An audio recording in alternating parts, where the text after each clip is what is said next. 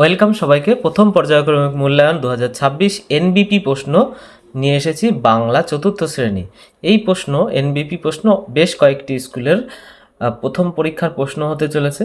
যারা এই প্রশ্নটি পাবে তারা তো পড়বেই ভালো করে, যারা পাবে না তারাও এই প্রশ্নটি ভালো করে প্র্যাকটিস করো, তাহলে তোমাদের স্কুলে কী ধরনের প্রশ্ন আসছে সেটা ভালো করেই আইডিয়া পেয়ে যাবে।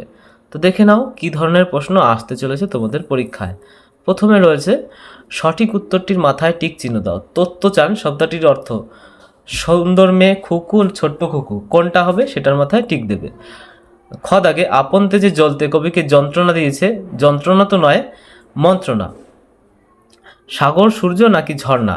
হজবরলয় হলো একটি খেলনা, ট্রেন নাকি বই। যাই হোক সেটা তোমরা লিখবে। ঘ দাগে তোমাকে দেখছি এবার সোনার, তামার না লোহার বালা গড়িয়ে দিতে হবে। কোন জিনিসের বালা গড়িয়ে দিতে হবে সেটা তোমরা টিক দেবে। অর্থযুক্ত বর্ণ সমষ্টির নাম হলো বর্ণমালা। এটা কিন্তু তোমাদের ভাষাপাঠ বইয়ের প্রশ্ন, ভাষাপাঠ বইটাও তোমাদের পড়তে হবে। তারপরে দুই দাগে রয়েছে মাটির কাছে পেলাম আমি শিক্ষা। কি পেলাম? মাটির কাছে ড্যাশ পেলাম আমি শিক্ষা। তারপরে ঝর্ণা তাহার ড্যাশ গানে, অর্থাৎ এখানে প্রথম দুটো লাইন যে সবার আমি ছাত্র কবিতার মুখ থেকে মুখস্থ করে লিখলে এটা হয়ে যাবে।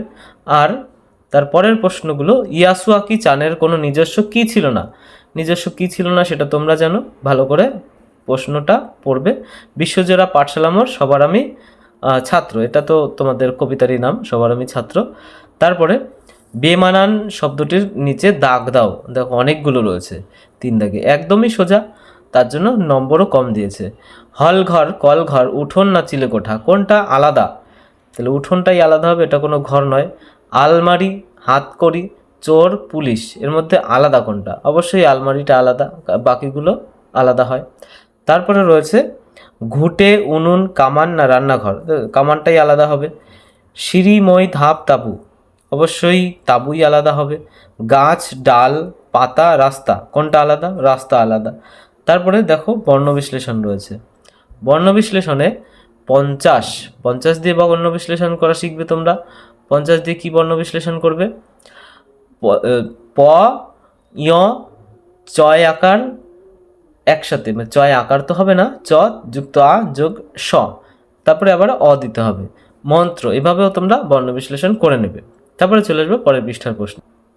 পরের পৃষ্ঠার প্রশ্নে রয়েছে হরিদ্রা এর শব্দার্থ লিখতে হবে। তোমাদের বইতে কোথায় হরিদ্রা শব্দটি রয়েছে সেই চ্যাপ্টার থেকে শব্দার্থ শিখে নেবে। চমৎকার এবং বাগিচা, মেহনত, এই সমস্তগুলোর শব্দার্থ শিখবে।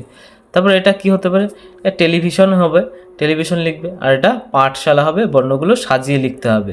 তারপরে সন্ধি বিচ্ছেদ করো, রত্নযুক্ত আগর আর নগেন্দ্র, নগযুক্ত ইন্দ্র সম্ভবত, তো এগুলো তোমরা লিখে নেবে।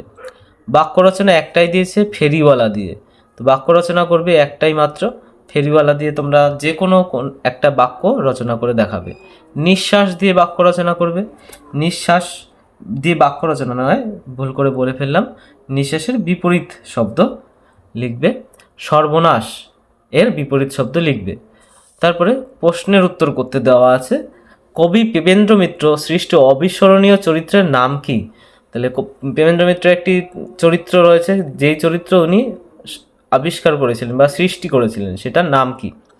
সবার আমি ছাত্র কবিতাটি কোন কবির রচনা সেটাও লিখবে, যে কোন কবি লিখেছেন এটি। মালগাড়ি হয়ে কবিতার কথ্য কোন সুখ অনুভব করতে চায়?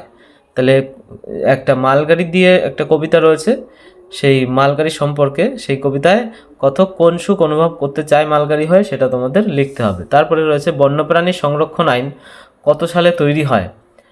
এটাও তোমাদের বাংলা বইতেই থাকার কথা, তোমরা সেটা লিখবে খুঁজে নিয়ে। মাহুতরা রাতে কোথায় হাতিদের বেঁধে রাখলো? মাহুত বলতে যে তোমাদের যে গল্পটা রয়েছে একটা জঙ্গলের, সেই গল্পে রয়েছে মাহুতরা রাতে কোথায় হাতিদের বেঁধে রাখলো, সেই উত্তরটা তোমরা এখান থেকে লিখে নেবে।